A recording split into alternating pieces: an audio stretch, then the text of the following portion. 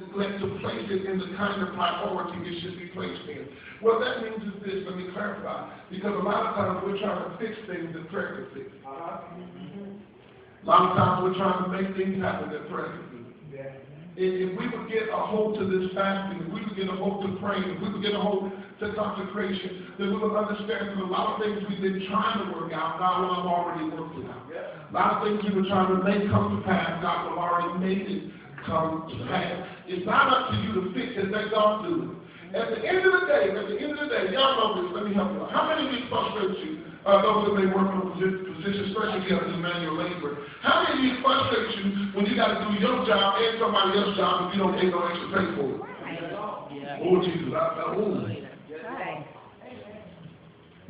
Somebody's supposed to be doing the job, and would it not make you mad if you sit there and you got to do their job and they sit there watching you?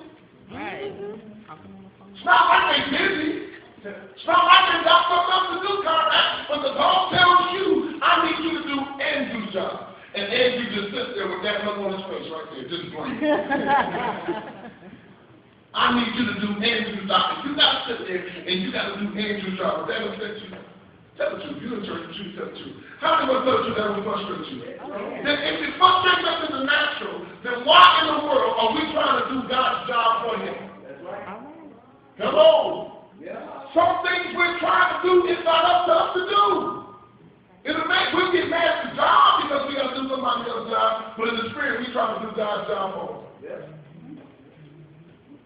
You trying to take care of your own needs when he already told you he shall supply.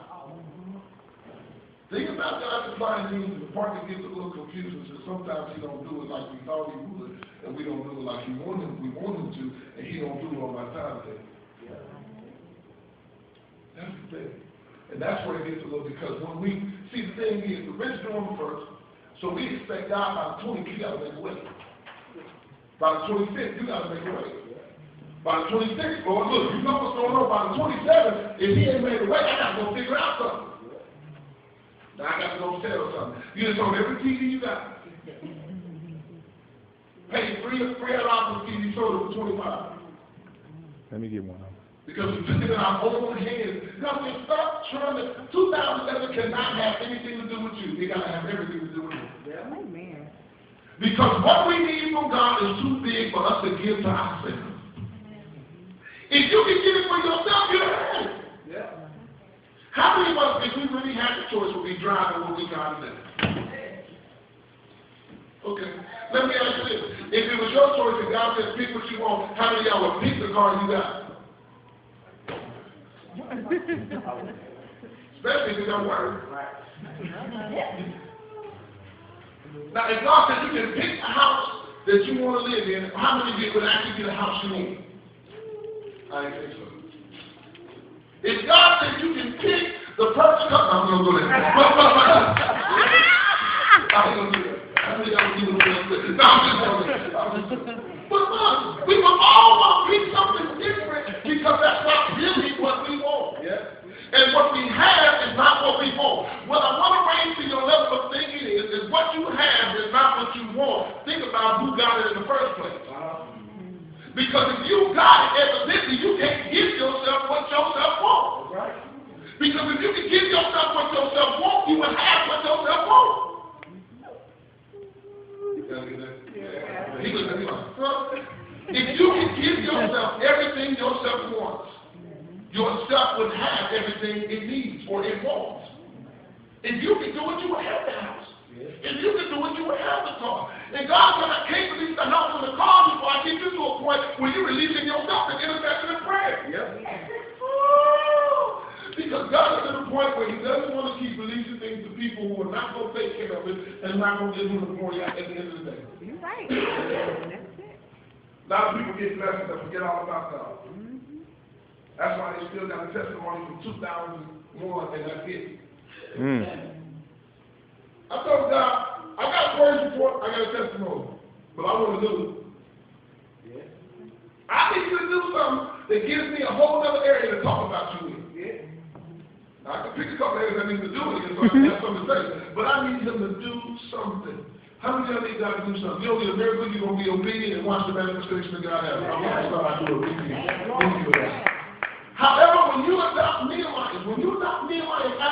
your life of prayer, and you allow the needs of others to stir your spirit into interceding before God, God will not only answer your intercession, but He will meet your own needs as well.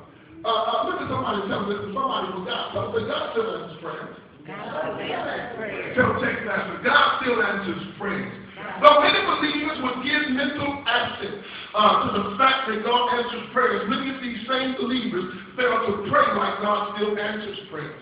Sometimes we're praying and we're praying like we don't know it's going to be done. If we tell the truth, many of us have done it. Many of us are praying in a format where we don't really believe, like we're praying like we don't know He can do it. God, if you're able, what? They do that back on that. Lord, if you're able. You know He's able. You just like, He's able. Whoa. You sing all that, you're going to ask the question, what do you say? No, He's able. The question is, do you believe? Yeah. And the thing about God is, when we fail to figure out, or we fail to understand that He believes in us just as much as we believe in Him. Yeah. It's not just me believing in God. It's God believes in me. He believes in me, Michelle, to the point where He wants to do it. Yes. Matter of fact, when I pray, and I pray earnestly, He has to do it. Sometimes there are past disappointments that arise in someone's prayer life that has discouraged them in their faith to believe that God will really answer their prayer. But these fears and disappointments must be overcome by the truth of what God states in His Word. In Psalms 34:15 through 15 and 17, it states that the eyes of the Lord are upon the righteous, and His ears are upon their cry. The righteous cry, and the Lord heareth and delivers them out of all their troubles. Somebody say, Lord, I need you to deliver me from everything. In Proverbs 15 and 29, it states that the Lord is far from the wicked, but He heareth the prayer of the righteous.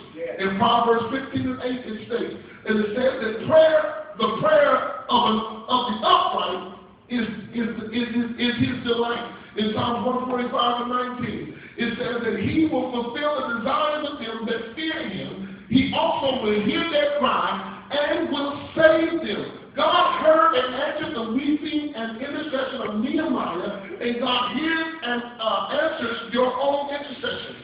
This is why He states in Psalms 126, I'm giving you a lot of scriptures, I don't have it Sunday, 126 and 6, that He goeth forth and weepeth, bearing precious seed, shall doubtless come again with rejoicing, bringing His seed with Him. As you sow your intercession prayer to God, it becomes the seed for the harvest that God is going to release into your own life. Now, I don't know about you, but there are some harvests. There's a harvest I'm expecting to reach before the end of this year is over. I don't care if it gets down to the 20th day. If God has not answered some things He told me He was going to do, I'm not giving up faith. I'm not giving up hope, because I'm telling you, my blessing is like run over minutes. If I don't use them this year, I got them for next year. Amen. I'm not using this one. Because it's a thing. Then I told God, I said, God, whatever I got to learn to maintain what you give, let me learn. Yeah. That's a deep prayer. Because I don't want to get to the point where I'm getting something and losing it. Whatever I'm supposed to learn, I don't want to be the one, and I'm not being funny, it's the truth. I don't want to be the one to get up and testify about the house. Then a month later, somebody asked me, when are you going to invite me over? Well, what had happened was,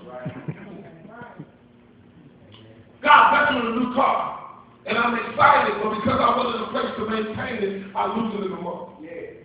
I don't want that. Yeah. I don't want a seasonal blessing. Yeah. I want that blessing that lasts me as long as I want it to, as long as I need it to, and if it's a lifetime, so be it.